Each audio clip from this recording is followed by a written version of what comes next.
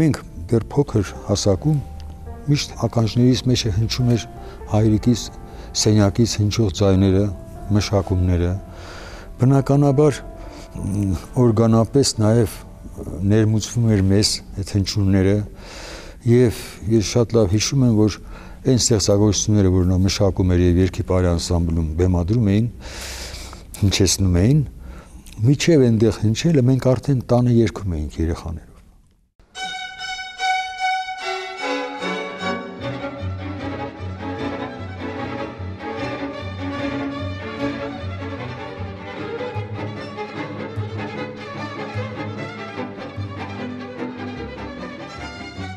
Ես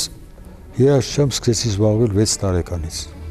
Սա ծնողներիս ցանկությունն էր։ Ինձ տարան Չայկովսկու անվան երաժշտական դպրոց, ջութակի դասարան։ Մի քիչ ավելի ուշ սկսեցի կոմպոզիցիայով զբաղվել, 19 տարեկան էի։ Ընդունվեցի կոնսերվատորիա եւ իմ ջութակի դասատուն Արամ Շամշյանը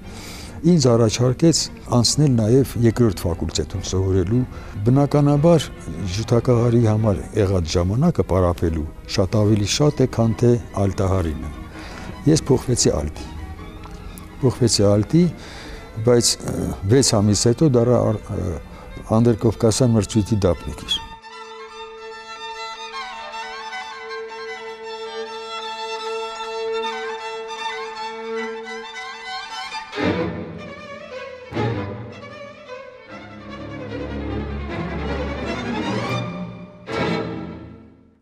Առաջի գործս դա առաջի կվարտետն էր, ամենաբարձ ստեղծագործությունն է միջալոց կոմպոզիտոր համար կվարտետ գրելը, բայց պսակվեց հաջողությամբ եւ ոնց որ թեթև թիկունք տվեց, որպեսզի շարունակեմ կոմպոզիտորական ստեղծագործական աշխատանքս։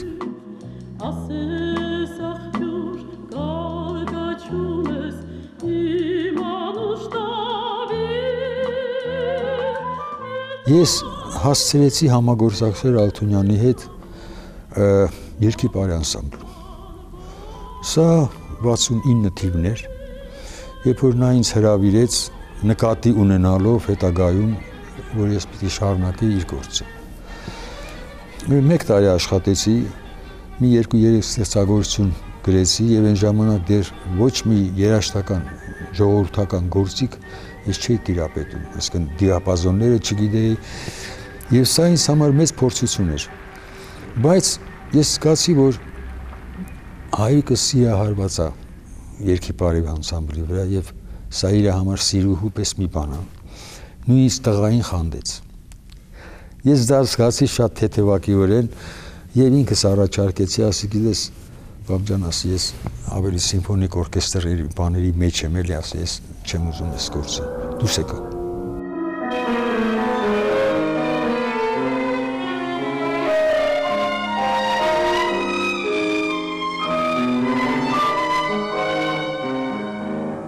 Հետո ինքս ստեղծեցի 83 թվականին, 85-ին արդեն համերգ տվեցինք իմ բուսանական եւ ժողովրդական երգի պետական անսամբլը, որտեղ արդեն այնքան էի տիրապետում մեր ժողովրդիկներին, բան, որ ինձ համար արդեն այն դժվարությունը չկար, ինչ որ 69 թվականին էր։ Հետո նորից երգի բարի անսամբլում արդեն որպես գեղարվեստական ղեկավար աշխատեցի 87-ից 90 թվականները, նորից վերադարձա իմ բուսանականին եւ 96 թվականից հրաժարվեցի ընդհանրապես կոլեկտիվների հետ աշխատել եւ անցա իմ ստեղծագործություններին գրելուն, որը կարճ մի 6-7 տարվա ընթացքում ահագին ստեղծագործություն ծնվեց, որտեղ մինչ այդ ես անում էի մշակումներ այդ խումբերի համար, ինքս չէի գրում։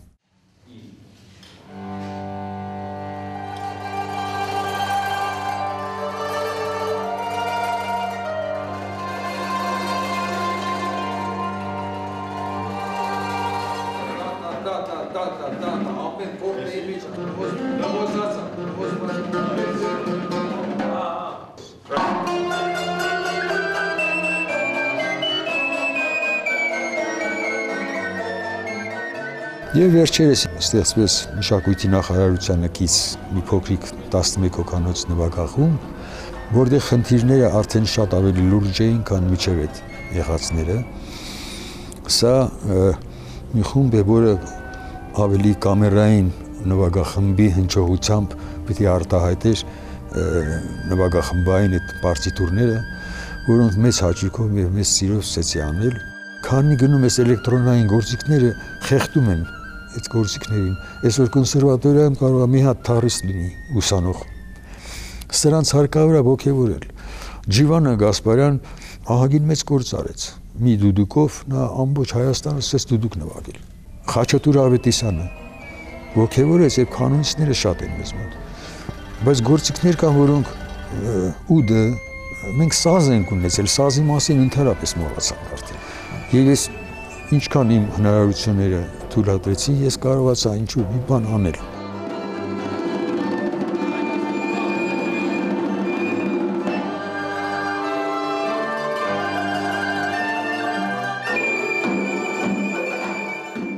Արել եմ այս տարիների ընթացքում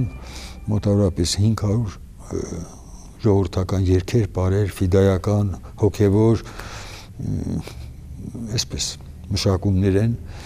եւ ոչ միայն ժողովրդների համար, սա արված էր նաեւ կամերային օրկեստրի համար, արված էր նաեւ կվարտետով դուդուկի հետ։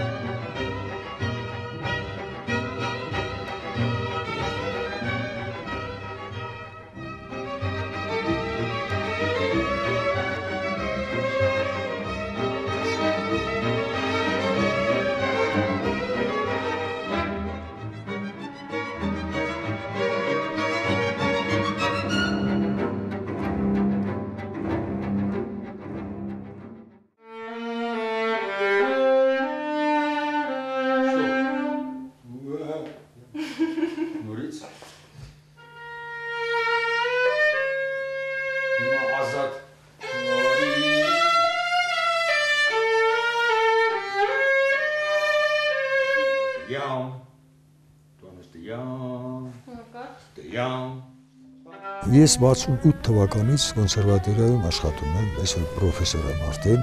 մոտավորապես 43 տարի։ Ինձ մոտ դասարանում երեխեքը կրթվում են նաև, որտեղ ես միայն այդ դասը չեմ տալիս, այդ գործիքի դասը չեմ տալիս։ Ես նրանց հետ խոսում եմ իմպրեսիոնիզմից, Արշիլ Գորկուց, աշխատում եմ մեջները գրքեր են տալիս, որ տանեն տունը կարդան, ստիպում եմ, որպեսզի գնան թատրոն, նաև մի ուրիշ լավ բան եմ տեսնում, որ մանավանդ վերջի ես 7 տարվա մեջ ուսանողությունը սկսեց հասկանալ, որ պիտի մասնագետ դառնա, որ կարողանա հետագայում փող վաստակել։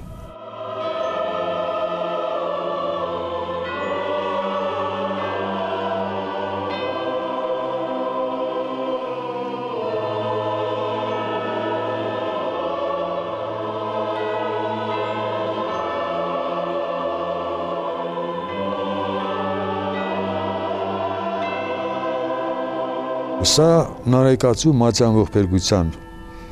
աղոթագրքի հիման վրա գրված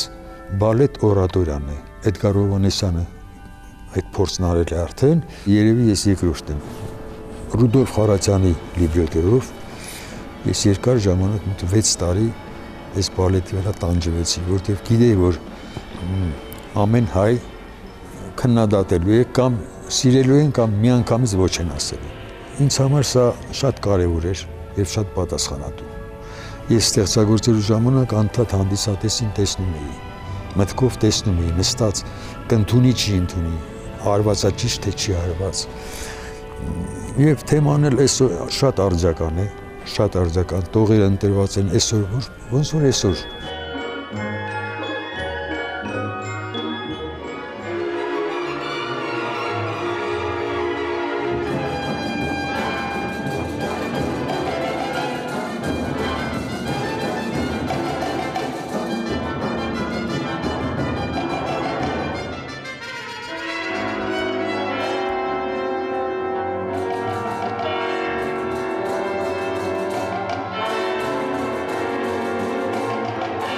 Օրը սկիզբում է 3 մասի, 3 տարբեր տեսական։ Առավոտյան գալիս եմ ժողովրդների փորձին։ օրվա երկրորդ կեսին կոնսերվատորիա Մոցարտ, Բեթհովենից այսպես։ Եվ երեկոյան դաշնամուրով ստեղծագործական վիճակ։ Այսինքն օրս բաժանված է 3 հավասար մասերի։ Եվ շատ արագ անցնում ժամանակը, իմ ժամանակը չէր իքում։ Ես 7-ին վեր եմ գնում, ամեն առավոտ 7-ին վեր եմ կանում, այն ինչ որ գիշեր արել եմ արտագրում եմ առավոտյան, որտեղ ուրիշ ժամանակ չունեմ, 10-ին պիտի գամ կամ փորձի կամ կոնսերվատորիա։ Եվ այս ռեժիմը ինձ ջահել է պահում։